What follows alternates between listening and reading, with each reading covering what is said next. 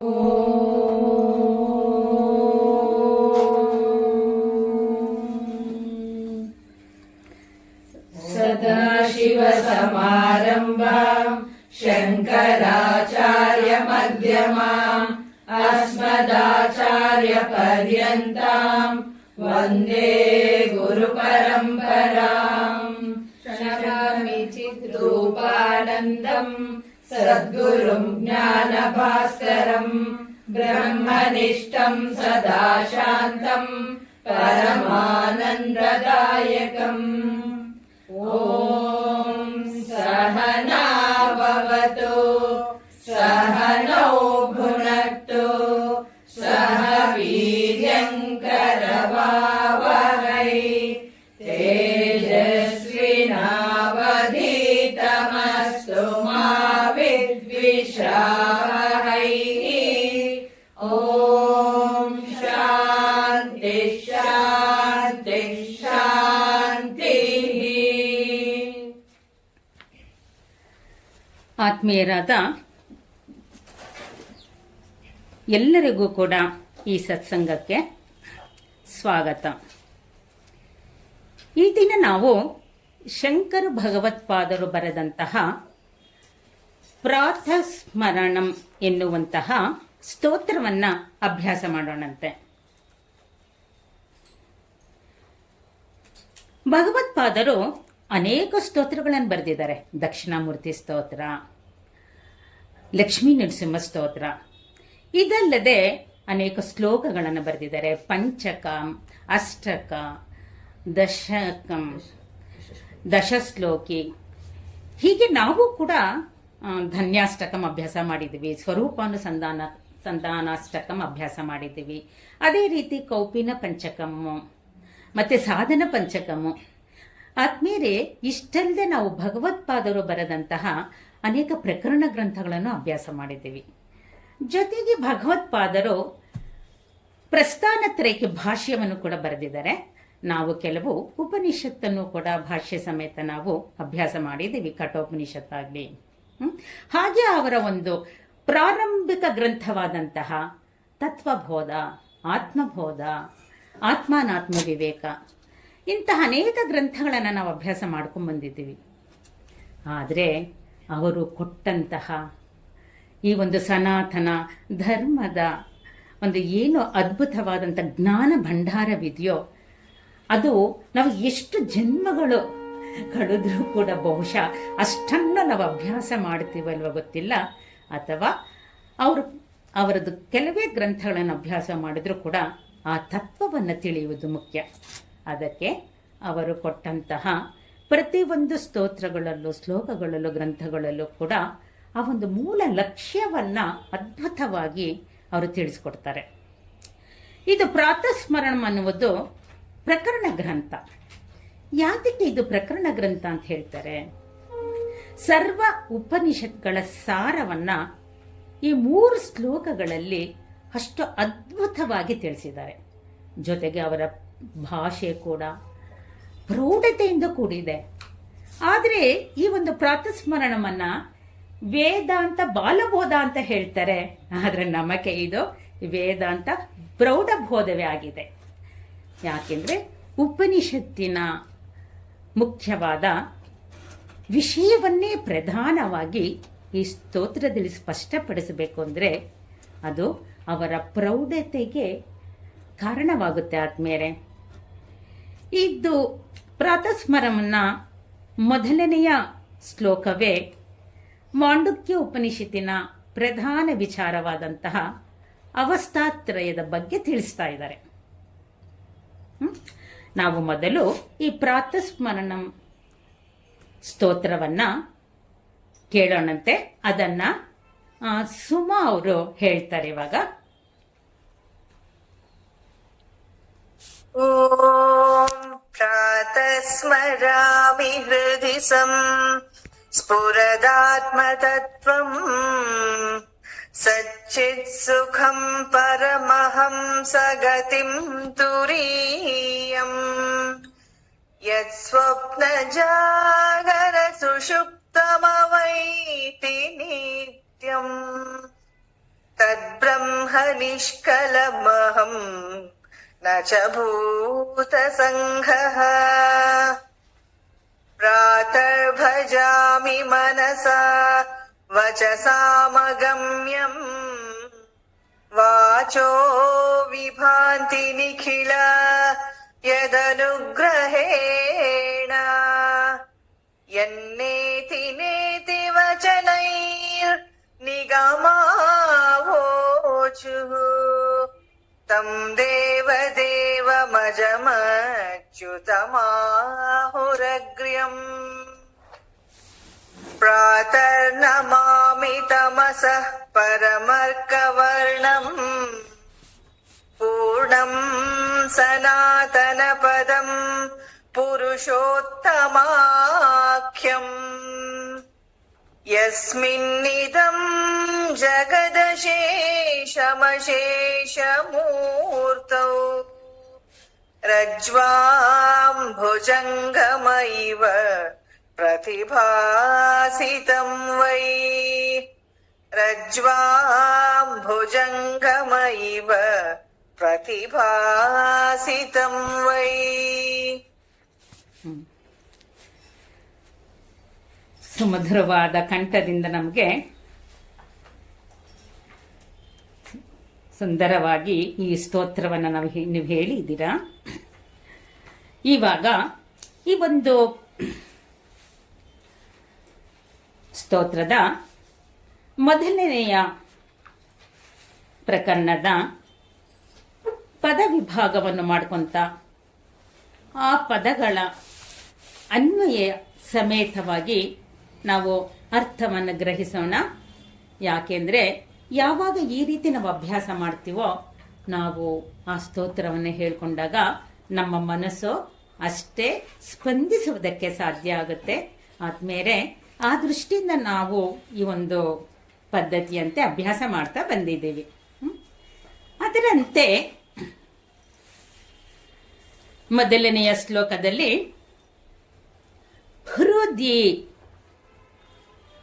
ಹೃದಯದಲ್ಲಿ ಸಂಸ್ಫುರತ್ ಚೆನ್ನಾಗಿ ಬೆಳಗುತ್ತಿರುವ ಆತ್ಮತತ್ವಂ ಆತ್ಮಸ್ವರೂಪವನ್ನು ಪ್ರಾತಃ ಬೆಳಗಿನ ಹೊತ್ತಿನಲ್ಲಿ ಸ್ಮರಾಮಿ ಸ್ಮರಿಸುತ್ತೇವೆ. ಇನ್ನು ಮೂರನೇ ಲೈನಿನಲ್ಲಿ ಯತ್ ಯಾವುದು, ನಿತ್ಯಂ ಯಾವಾಗಲೂ, ಸ್ವಪ್ನ ಕನಸು, ಜಾಗರ ಎಚ್ಚರ, ಸುಷುಪ್ತಂ ನಿದ್ರೆ ಎಂಬ ಅವಸ್ಥೆಗಳನ್ನು ಅವೈತಿ ಹೊಂದುತ್ತಿರುವುದೋ, ತುರೀಯಂ ಅದಕ್ಕೆ ಅತೀತವಾಗಿರುವ ಸಚ್ಚಿತ್ ಸುಖಂ ಸಚ್ಚಿದಾನಂದ ರೂಪವಾದ ಪರಮಹಂಸ ಸನ್ಯಾಸಿ ಅಥವಾ ಉತ್ಕೃಷ್ಟ ಯೋಗಿಗೆ ಗತಿಂ ಲಕ್ಷ್ಯವಾಗಿರುವ ಆತ್ಮತತ್ವವೇ ಅಹಂ. ನಾಲ್ಕನೇ ಲೈನಲ್ಲಿ ಬರುವಂತಹ ಅಹಂ ನಾನು, ತತ್ ಆ ನಿಷ್ಕಲಂ ಅವಯವರಹಿತವಾದ ಬ್ರಹ್ಮ ಬ್ರಹ್ಮವೇ ಆಗಿದ್ದೀನಿ. ಭೂತ ಸಂಘ ಪಂಚಭೂತಗಳ ಸಮೂಹವು ನಚ ಅಲ್ಲ ಎನ್ನುವುದು ಈ ಒಂದು ಶ್ಲೋಕದ ಅನ್ವಯಾರ್ಥ ಸಮೇತ ನಾವು ತಿಳ್ಕೊಂಡ್ವಿ. ಆದ್ಮೇಲೆ ಮೊದಲನೆಯ ಸಾಲಿನಲ್ಲಿ ನಾವು ಮೊದಲು ಹೃದಯ ಅಂತ ತಗೊಂಡ್ವಿ. ಹಾಗಾದ್ರೆ ಹೃದಯ ಅಂದ್ರೆ ಏನು? ಮನಸ್ಸು, ಅಂತಃಕರಣ. ನಾವು ಈ ಮನಸ್ಸಿನ ಒಂದು ವಿಚಾರವನ್ನು ಮಾಡಿದ್ರೆ ಮನಸ್ಸ ಜ್ಞಾನೇಂದ್ರಿಯಗಳನ್ನು ಆಶ್ರಯಿಸಿ ಅದು ರೂಪನಾಮಾತ್ಮಕವಾದಂತಹ ಜಗತ್ತಿನ ವಿಷಯಗಳನ್ನು ಆಸ್ವಾದಿಸುತ್ತೆ. ಇಂದ್ರಿಯಗಳಿಗೆ ತನ್ನದೇ ಆದಂಥ ಅಸ್ತಿತ್ವ ಇಲ್ಲ. ಆ ಇಂದ್ರಿಯಗಳಿಗೆ ತಾನು ಕಣ್ಣು, ತಾನು ಮೂಗು, ತಾನು ಕಿವಿ ಎನ್ನುವುದು ಅದಕ್ಕೆ ಗೊತ್ತಿಲ್ಲ. ಒಂದು ಇಂದ್ರಿಯ ಮಾಡುವ ಕೆಲಸ ಇನ್ನೊಂದು ಇಂದ್ರಿಯ ಮಾಡೋದಿಲ್ಲ. ಇಂತಹ ಪರಿಮಿತಿಗೆ ಒಳಪಟ್ಟಂತಹ ಆ ಇಂದ್ರಿಯಗಳ ವಿಚಾರವನ್ನು ನಾವು ತಿಳಿಬೇಕಾದ್ರೆ ಮನಸ್ಸೇ ಕಾರಣ. ಅಂತಹ ಮನಸ್ಸನ್ನ ಸಂಸ್ಫುರದಾತ್ ಚೆನ್ನಾಗಿ ಬೆಳಗುತ್ತಿರುವಂತಹ ಆತ್ಮತತ್ವವು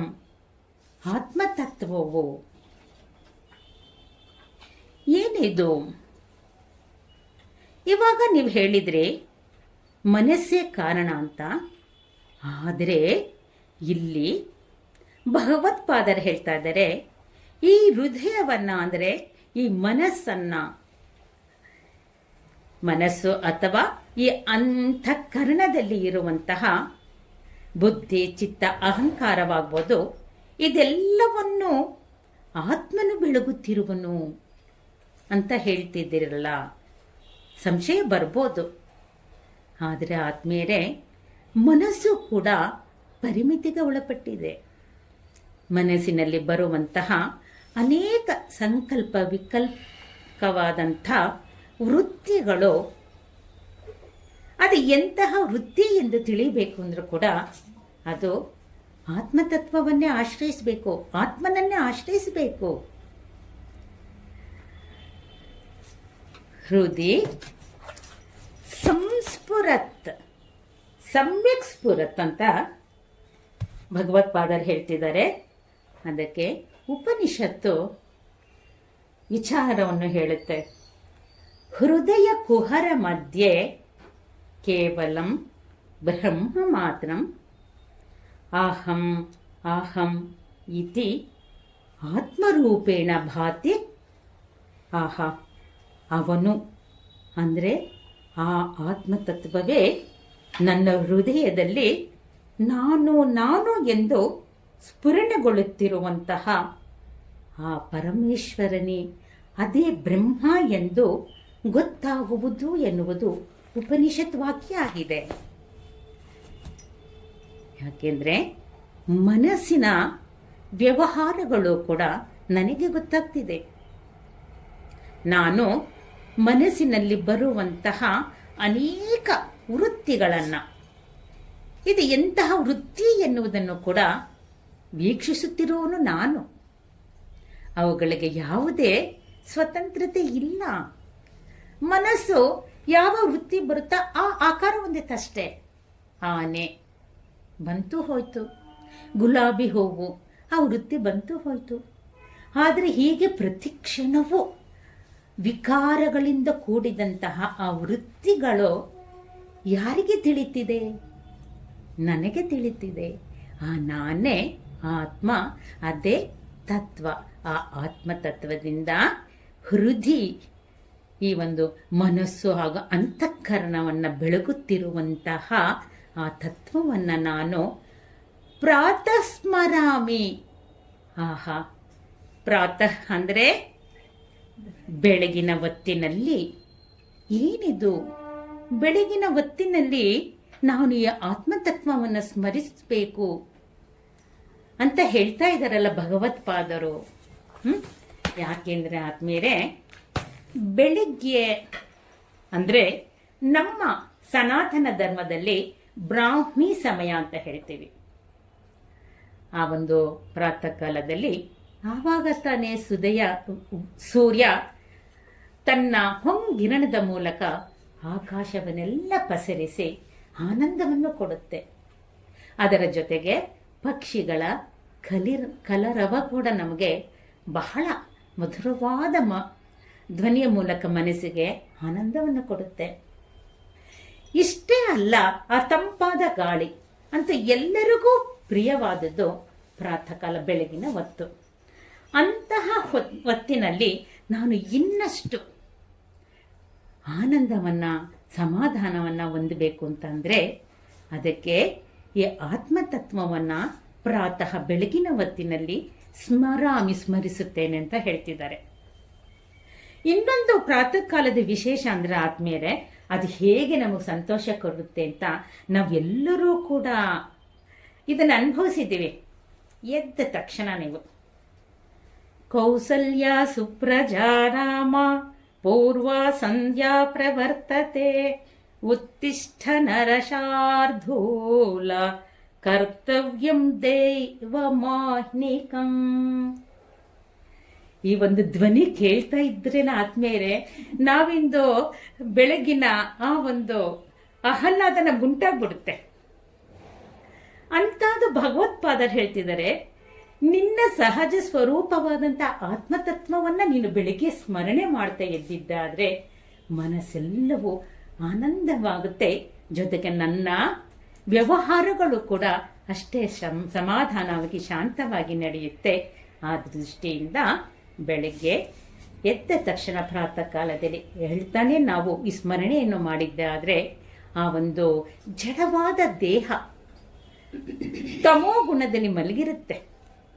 ದೇಹ ಮನಸ್ಸು ಬುದ್ಧಿಗಳೆಲ್ಲ ಲಯವಾಗಿರುತ್ತೆ. ನಂತರ ಆ ಒಂದು ರಜೋಗುಣದಿಂದ ನಾವು ಎದ್ದಿದ್ದೇ ಆದ್ರೆ ಬಹಳ ಡೇಂಜರ್ ಆದ್ಮೇಲೆ ಆಕ್ಚುಲಿ ನಾವು ಬಲಭಾಗದಲ್ಲಿ ಏಳಬೇಕು, ಎಡ ಭಾಗದಲ್ಲಿ ನಾವು ಮಲಗಿ ನಿದ್ದೆ ಮಾಡಿದ್ರೆ ಆರೋಗ್ಯಕ್ಕೆ ಒಳ್ಳೇದು.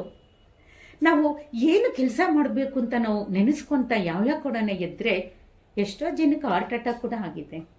ಆ ಎಲ್ಲ ದೃಷ್ಟಿಯಿಂದ ನಮ್ಮ ಸನಾತನ ಧರ್ಮದಲ್ಲಿ ಇಷ್ಟು ಸುಂದರವಾಗಿ ಹೇಳ್ತಾ ಇದೆ. ಎದ್ದ ತಕ್ಷಣ ಬಹುಶಃ ನಮ್ಮಲ್ಲಿ ರೂಢಿ ಇದ್ದಿದ್ದಾದ್ರೆ ನಾವು ನಮ್ಮ ಮಕ್ಕಳಿಗೂ ಕೂಡ ನಾವು ಹೇಳ್ಕೊಡ್ತೀವಿ. ನಾವು ಕೊನೆಯ ಪಕ್ಷ ಕರಾಗ್ರೇ ವಸುತೆ ಲಕ್ಷ್ಮೀ ಕರ ಮಧ್ಯೆ ಸರಸ್ವತಿ ಕರಮೂಲೆ ಸ್ಥಿತೆ ಗೌರಿ ಪ್ರಭಾತೆ ಕರದರ್ಶನಂ. ಈ ಪುಟ್ಟದಾದ ಈ ಒಂದು ಸ್ಮರಣೆ ಮಾಡಿದ್ರು ಕೂಡ ನನ್ನ ಹಾರ್ಟ್ ಬೀಟ್ ಎಲ್ಲ ಸಮಾಧಾನ ಸ್ಥಿತಿಗೆ ಬರುತ್ತೆ. ನಂತರ ನಮ್ಮ ದಿನನಿತ್ಯದ ವ್ಯವಹಾರಗಳಲ್ಲಿ ನಾವು ತೊಡಗಿದ್ದಾದ್ರೆ ನಾವು ಶಾಂತವಾಗಿದ್ದರೆ ನಮ್ಮ ಮಕ್ಕಳು ಶಾಂತವಾಗಿರುತ್ತೆ, ನಮ್ಮ ಕುಟುಂಬ ಶಾಂತವಾಗಿರುತ್ತೆ. ಆದರೆ ನೀವು ಹೇಳ್ತಿರೋದು ಯಾತಕ್ಕೋ ಹಿಂದೆ ಮಾಡ್ತಿದ್ರು, ಆದರೆ ಇವಾಗ ಮಕ್ಕಳು ಬೇಗ ಸ್ಕೂಲ್ಗೆ ಹೋಗಬೇಕು, ಗಂಡಂದ್ರನ್ನ ಆಫೀಸಿಗೆ ಕಳಿಸ್ಬೇಕು, ಇದರ ಜೊತೆಗೆ ನಾವು ಕೂಡ ಡೈರೆಕ್ಟ್ ಕಾಲು ಕೈ ತೊಳ್ಕೊಂಡು ಅಷ್ಟೇ ಅಡುಗೆ ಮನೆಗೆ ಹೋಗಿರ್ತೀವಿ. ಈ ರೀತಿ ಮನಸ್ಸು ರಜೋಗುಣದಲ್ಲಿ ತೊಡಗುತ್ತೆ. ನಾವು ಮಾಡುವಂತ ಆಹಾರವೂ ಕೂಡ ನಮ್ಮ ನಡೆ ನುಡಿ ಕೂಡ ರಜೋಗುಣದಲ್ಲಿ ಇದ್ದಾಗ ಮಕ್ಕಳಿಗೂ ಕೂಡ ಅದು ಪ್ರಭಾವ ಬೀಳುತ್ತೆ. ಆದ್ಮೇಲೆ ಜೊತೆಗೆ ನಾವು ಮಾಡುವ ಅಡಿಗೆ ಮೇಲೂ ಕೂಡ ಪ್ರಭಾವ ಬೀಳುತ್ತೆ. ಆ ದೃಷ್ಟಿಯಿಂದ ಶಂಕರರು ಹೇಳ್ತಾ ಇದ್ದಾರೆ, ಆತ್ಮತತ್ವವನ್ನು ಪ್ರಾತಃ ಕಾಲದಲ್ಲಿ ನಾನು ಸ್ಮರಿಸುತ್ತೇನೆ. ಪಾಪ ಶಂಕರರಿಗೆ ಬಹಳ ವ್ಯವಹಾರ ಇತ್ತಲ್ಲ, ಅವರೇ ಹೇಳ್ತಿದ್ದಾರೆ ನಾನು ಬೆಳಿಗ್ಗೆ ಆತ್ಮತತ್ವವನ್ನು ಸ್ಮರಿಸ್ತೇನೆ ಅಂತ. ಆದರೆ ನಾವೆಲ್ಲರೂ ಕೂಡ ಅವರ ಆ ನುಡಿಯಂತೆ ನಾವು ಪ್ರತಿದಿನವೂ ಈ ಪ್ರಾತಸ್ಮರಣಮೆನ್ನುವ ಸ್ತೋತ್ರವನ್ನ ಹೇಳ್ಕೊಳ್ಳೋಣಂತೆ. ಅದರ ಅನುಭೂತಿಯನ್ನು ಕಂಡ್ಕೊಂಡ ಮೇಲೆ ಖಂಡಿತ ಗೊತ್ತಾಗುತ್ತೆ ಭಗವತ್ಪಾದರು ಎಂತಹ ಸ್ತೋತ್ರವನ್ನು ನಮಗೆ ತಿಳಿಸಿದ್ದಾರೆ ಅಂತ. ಇನ್ನು ಹಾಗಾದ್ರೆ ನೀವು ಹೇಳ್ಬಿಟ್ರಿ ಆತ್ಮತತ್ವವನ್ನ ನಾವು ಸ್ಮರಿಸಬೇಕು ಅಂತ. ಈ ಆತ್ಮತತ್ವ ಅಂದ್ರೆ ಏನು? ನಾನು ಹೇಳಿದ್ದೇನೆ, ಆತ್ಮ ಅಂದ್ರೆ ನಾನು, ತತ್ವ ಅಂದ್ರೆ ನನ್ನ ಸ್ವರೂಪ. ಆದ್ರೆ ನನಗೆ ಗೊತ್ತಿಲ್ಲ ನಾನು ಯಾರು ಅಂತ. ನಾನು ಹೇಳಿದ್ರೆ ನನ್ನ ಹೆಸರು, ನನ್ನ ಎಲ್ಲಾ ಪಾತ್ರಗಳನ್ನು ಹೇಳ್ಬಿಡ್ತೀನಿ. ಇಂಥವ್ರ ಅಕ್ಕ, ಇಂಥವ್ರ ತಂಗಿ, ಇಂಥವ್ರ ಅತ್ತೆ, ಇಂಥವ್ರ ನಾದ್ನಿ. ಈ ದೇಹದ ದೃಷ್ಟಿಯಲ್ಲಿ ತಿಳ್ಕೊಂಡಿರುವಂತಹ ನಾನಲ್ಲ. ಇಲ್ಲಿ ಅದಕ್ಕೂ ಮೀರಿದಂತಹ ಯಾವ ತತ್ವವಿದೆಯೋ, ಯಾವ ನನ್ನ ಸ್ವರೂಪ ಇದೆಯೋ ಅದನ್ನ ನಾನು ತಿಳ್ಕೊಳ್ಬೇಕಾಗಿದೆ. ಅದಕ್ಕೆ ಈ ಸ್ತೋತ್ರದ 3ನೇ ಸಾಲಿನಲ್ಲಿ ಭಗವತ್ಪಾದರು ಬಹಳ ಸುಂದರವಾದ ಪ್ರಕ್ರಿಯೆ ಮೂಲಕ ನಮಗೆ ಸ್ಪಷ್ಟಪಡಿಸ್ತಾ ಇದ್ದಾರೆ. ಅದು ಮಾಂಡುಕ್ಯ ಉಪನಿಷತ್ತಿನ ಮಹಾ ವಿಚಾರವಾಗಿದೆ. ಮಹಾವಾಕ್ಯ ಮಾಂಡುಕ್ಯ ಉಪನಿಷತ್ ಎಂದು ಅಯಮಾತ್ಮ ಬ್ರಹ್ಮ. ಅದರಲ್ಲಿ ಈ ಒಂದು ಪ್ರಕ್ರಿಯೆಯ ಮೂಲಕ ನಾನು ಯಾರು ಅನ್ನುವುದನ್ನ ಸ್ಪಷ್ಟಪಡಿಸ್ತಾರೆ. ಬಹಳ ಸುಂದರವಾಗಿ ಅದರಲ್ಲಿದೆ. ಆ ಉಪನಿಷತ್ತಂತೂ 12 ಶ್ಲೋಕಗಳಿಂದ ತುಂಬಿದ್ರು ಕೂಡ ಅದರಲ್ಲಿ ಶಂಕರ ಭಗವತ್ಪಾದರು ಭಾಷ್ಯವನ್ನು ಬರೆದಿದ್ದಾರೆ. ಅದಕ್ಕೆ ಅವರ ಗುರುಗಳಾದ ಗೋವಿಂದ ಭಗವತ್ಪಾದರು, ಅವರ ಗುರುಗಳಾದ ಗೌಡಪಾದರು ಇದಕ್ಕೆ ಕಾರಿಕೆಯನ್ನು ಬರೆದಿದ್ದಾರೆ. ಬಹಳ ಸುಂದರವಾದ ಗ್ರಂಥ, ಎಲ್ಲರಿಗೂ ಸುಲಭವಾಗಿ ಅರ್ಥ ಮಾಡ್ಕೊಳ್ಳುವಂಥದ್ದು. ಯಾಕೆಂದ್ರೆ ಇದು ನಮ್ಮ ಪ್ರತಿನಿತ್ಯದ ಅನುಭವ ಆಗಿದೆ. ಅದಕ್ಕೆ ಮೊದಲು ಹೇಳ್ತಾರೆ, ಯತ್ ಸ್ವಪ್ನ, ಯಾವುದು ಸ್ವಪ್ನ ಅಂತ ಯಾಕೆ ತಗೊಂಡ್ರು? ಇಲ್ಲಿ 3 ವಿಷಯಗಳನ್ನು ಕೊಡ್ತಾ ಇದ್ದಾರೆ. ಯತ್ ಸ್ವಪ್ನ ಜಾಗರ ಸುಷುಪ್ತಂ ಅಂತ ಹೇಳ್ತಾ ಇದ್ದಾರೆ. ಇದು 3 ಅವಸ್ಥೆಗಳಿದು. ನಮ್ಮ ವ್ಯವಹಾರದಲ್ಲಿ ನಾವು ಪ್ರತಿದಿನವನ್ನು ಅನುಭವಿಸುವಂತಹ ಅವಸ್ಥೆಗಳಿದು. ಅಂದರೆ ಯಾವುದು ಒಂದು ಕಾಲದಲ್ಲಿ ಆಗಿ ಹೋಗುವ ವಿಕಾರಕ್ಕೆ ಅವಸ್ಥೆ ಅಂತ ಹೇಳ್ತಾರೆ. ಇಂಥ 3 ಅವಸ್ಥೆಗಳು ಯಾವುದು? ಅದನ್ನ ಅವಸ್ಥಾತ್ರಯ ಅಂತ ಹೇಳುತ್ತೆ. ಅದೇ ಜಾಗ್ರತ್, ಸ್ವಪ್ನ, ಸುಷುಪ್ತಿ ಎಂದು. ಆದ್ರೆ ಇಲ್ಲಿ ಭಗವತ್ಪಾದರು ಸ್ವಪ್ನ ಅನ್ನೋದು ಮೊದಲೇ ತಗೊಂಡ್ರಲ್ಲ. ಯಾತಕ್ಕೆ ತಗೊಂಡ್ರು? ಯಾಕೆಂದ್ರೆ ಸ್ವಪ್ನ ಅಂದ್ರೆ ಕನಸು. ನಮ್ಗೆಲ್ರಿಗೂ ಒಂದು ಸಾರಿ ಆದ್ರೂ ಅನುಭವ ಆಗಿರುತ್ತೆ, ಕನಸಿನ ಅನುಭವ ಆಗಿರುತ್ತೆ. ಆ ಕನಸು ಯಾವಾಗ ಬೀಳುತ್ತೆ? ಯಾವಾಗ ಕನಸನ್ನ ನಾವು ಅನುಭವಿಸ್ತೀವಿ? ಜಡವಾದ ಈ ಶರೀರ ಮಲ್ಕೊಂಡಿರುತ್ತೆ, ಮಲ್ಕೊಂಡ ಮೇಲೆ ಜಡ ಆಗುತ್ತೆ.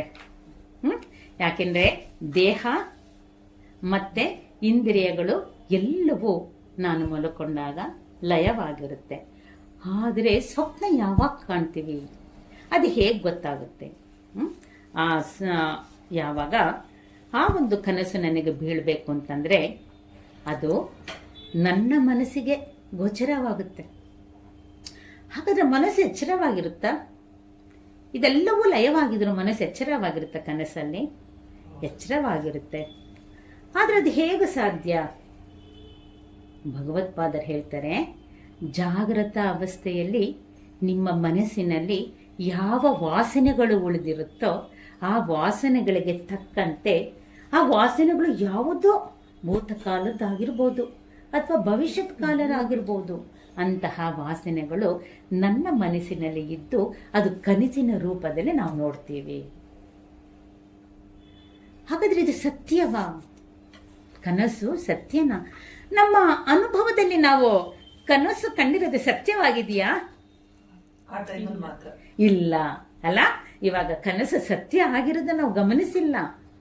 ಯಾಕೆಂದ್ರೆ ಕನಸಿನಲ್ಲಿ ಸತ್ಯದಂತೆ ಕಾಣುತ್ತೆ, ಆದರೆ ಎಚ್ಚರವಾದಾಗ ಅದಕ್ಕೆ ಯಾವುದೇ ಅಸ್ತಿತ್ವನೇ ಇಲ್ಲ. ಅದೊಂದು ಭ್ರಮೆ. ಇದು ಎಲ್ಲರಿಗೂ ಅನುಭವ ಇದೆ. ಸ್ವಾನುಭವದಲ್ಲಿ ನಾವು ಇದನ್ನ ವಿಚಾರ ಕೂಡ ಮಾಡಿದ್ದೀವಿ, ತಿಳಿದಿದ್ದೀವಿ. ಅದಕ್ಕೋಸ್ಕರ ಕನಸು ಎನ್ನುವುದು ಸತ್ಯವಲ್ಲ, ಭ್ರಮೆ ಅದು. ಯಾವಾಗ ಇದರಿಂದ ನನಗೆ ಗೊತ್ತಾಗುತ್ತೆ ನಾನು ಕನಸಿನಲ್ಲಿ ಏನು ಅನುಭವವನ್ನು ಪಡೆದಿದ್ದೀನೋ ಅದು ಸತ್ಯವಲ್ಲ. ಹಾಗಾದ್ರೆ ಇದು ಯಾರಿಗೆ ಗೊತ್ತಾಯ್ತು? ನನಗೆ ಗೊತ್ತಾಯ್ತು. ಆದ್ರೆ ಹೇಗೆ ಗೊತ್ತಾಯ್ತು? ನಾನು ಈ ಕನಸಿನ ವ್ಯವಹಾರಗಳಿಗೆ ಅಂಟಿಲ್ಲ. ಅದು ನಾನು ತಿಳಿಬೇಕೆಂದ್ರೆ ಈ ವಿಷಯಗಳಿಗಿಂತ ನಾನು ಅನ್ಯವಾಗಿರಬೇಕು. ಅನ್ಯವಾಗಿದ್ದಾಗ ಮಾತ್ರ ನಾನು ಇದನ್ನು ತಿಳಿಯೋಕೆ ಸಾಧ್ಯ. ಆದ್ರಿಂದ ಕನಸಿನಲ್ಲಿ ನಡೆಯುವಂಥ ವ್ಯವಹಾರಗಳೆಲ್ಲವೂ ಕೂಡ ನನಗೆ ಗೋಚರ ಆಗ್ತಿದೆ, ನಾನು ತಿಳಿತಾ ಇದ್ದೀನಿ. ನಾನು ಈ ಕನಸಿನ ಯಾವುದೇ ವ್ಯವಹಾರಗಳಲ್ಲಿ ಒಂದಾಗಿಲ್ಲ. ಇದು ಸ್ವಾನುಭವ ಹೌದು ಅಲ್ವೋ? 100%. ಯಾಕೆಂದ್ರೆ ನನಗೆ ಗೊತ್ತು ನನಗೆ ಎಂಥ ಕನಸು ಬಿತ್ತು ಅನ್ನೋದು. ಅದು ಸತ್ಯವಲ್ಲ ಎನ್ನುವುದು ಗೊತ್ತು. ಆ ಗೊತ್ತು ಎನ್ನುವುದೇ ನಾನು. ಆ ನಾನೇ ಆತ್ಮ ಅಂತ ಹೇಳ್ತೀವಿ. ಹಾಗಾದ್ರೆ ನನಗೆ ಇವಾಗ ಸ್ಪಷ್ಟ ಆಯ್ತು ಕನಸು ಸತ್ಯ ಅಲ್ಲ ಅಂತ. ಅದು ಸತ್ಯ ಅಲ್ಲ ಎನ್ನುವ ಬೇಸ್ ಮೇಲೆ ಭಗವತ್ಪಾದರೆ ನೆಕ್ಸ್ಟ್ ಹೇಳ್ತಾರೆ, ಜಾಗರ. ಎಚ್ಚರ. ಎಚ್ಚರ ಅಂದರೆ ನಮ್ಮ ಜಾಗೃತ ಅವಸ್ಥೆಯಲ್ಲಿ ನಾನು ಅನುಭವಿಸುವಂತಹ ಎಲ್ಲ ಅನುಭವಗಳು. ಬೆಳಿಗ್ಗೆ ನಾವು ಇವಾಗ ವಿಚಾರ ಮಾಡಿದ್ವಿ, ಬೆಳಿಗ್ಗೆ ನಾವು ಎದ್ದಾಗಿನಿಂದ ರಾತ್ರಿ ಮಲಗುವ ತನಕೂ ಸಂಸಾರದ ವ್ಯವಹಾರದಲ್ಲಿ ಒಂದಾಗ್ತೀವಿ, ಅದರಲ್ಲಿ ಆನಂದ ಸಿಗುತ್ತೆ ಅಂತ ಹೇಳಿ ಅದನ್ನು ಮತ್ತಷ್ಟು ಆ ಒಂದು ಮನೆ, ಮಕ್ಕಳು, ಹೆಂಡತಿ, ಆಸ್ತಿ, ಅಧಿಕಾರ, ಹೊಗಳಿಕೆ ಇಂಥದ್ದೆಲ್ಲವನ್ನು ಪಡ್ಕೊಳ್ಳೋಕ್ಕೆ ನಾವು ಪ್ರತಿದಿನವೂ ವ್ಯವಹಾರದಲ್ಲಿ ತೊಡಗ್ತೀವಿ. ಆದರೆ ಆ ವ್ಯವಹಾರವು ಒಂದೇ ಇರುತ್ತೋ, ಬೆಳಗಿನ ರಾತ್ರಿ ತನಕ ಮಲಗುವ ತನಕ ಆ ವ್ಯವಹಾರಗಳು ಬೇರೆ ಬೇರೆ ಇರುತ್ತೋ? ಆತ್ಮೀಯರೇ, ಒಂದಕ್ಕೊಂದು ಸಂಬಂಧ ಇಲ್ಲದಂತೆ ನಾನು ಜಾಗೃತದಲ್ಲಿ ವ್ಯವಹಾರ ಮಾಡ್ತಿರ್ತೀನಿ. ಆದರೆ ಏನೋ ಸ್ವಲ್ಪ ಅರ್ಧ ಎಚ್ಚರ, ಅರ್ಧ ಈ ಮನಸ್ಸು ಎಲ್ಲೆಲ್ಲೋ ಓಡ್ತಿರುತ್ತೆ. ಆದರೂ ನಮಗೆ ರೂಢಿಯಾದಂತಹ ಅಡಿಗೆ ಮನೆಯ ವ್ಯವಹಾರಗಳನ್ನೆಲ್ಲ ನಾವು ಮಾಡ್ತಾನೆ ಇರ್ತೀವಿ. ಯಾಕೆ? ಅದು ನಮಗೆ ರೂಢಿ ಆಗ್ಬಿಟ್ಟಿದೆ. ಆದರೆ ಜಾಗೃತದ ವ್ಯವಹಾರಗಳಿಗೂ ಕೂಡ ಒಂದಕ್ಕೊಂದು ಸಂಬಂಧ ಇಲ್ಲದಂತೆ ಇರುವಂತಹ ಅದಕ್ಕೆ ಸಾಕ್ಷಿ ಯಾರು? ನಾನೇ. ಪ್ರತಿ ದಿವಸವೂ ನಾವು ದಶಾವತಾರವನ್ನು ತಾಳ್ತಾ ಇರ್ತೀವಿ. ಒಮ್ಮೆ ಕೋಪ ಬಂದರೆ, ಒಮ್ಮೆ ಶಾಂತತೆ, ಒಮ್ಮೆ ಕ್ರೋಧ, ಒಮ್ಮೆ ಆಸೆಗಳ ಸರಮಾಲೆ. ನಾವು ಕೂತ್ಕೊಂಡಾಗ ಅದನ್ನೆಲ್ಲ ಅನುಭವಿಸ್ತಾ ಇರ್ತೀವಿ. ಭೂತಕಾಲಕ್ಕೆ ಹೋಗ್ತೀವಿ, ಇಲ್ಲ ಭವಿಷ್ಯತ್ ಕಾಲಕ್ಕೆ ಹೋಗ್ತೀವಿ.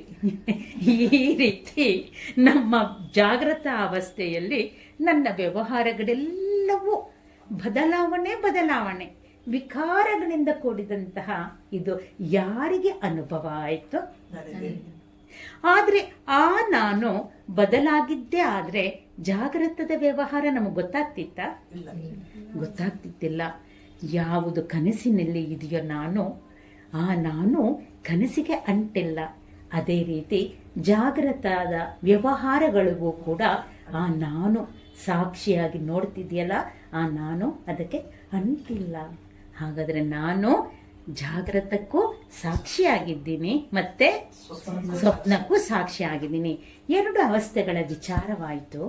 ಹಾಗಾದರೆ ಜಾಗೃತ ಅವಸ್ಥೆಯ ವ್ಯವಹಾರಗಳು ಸ್ವಪ್ನದಿಲ್ಲ, ಸ್ವಪ್ನದಲ್ಲಿರುವಂಥ ವ್ಯವಹಾರಗಳು ಜಾಗೃತದಲ್ಲಿ ಸುಳ್ಳೇ ಸುಳ್ಳು.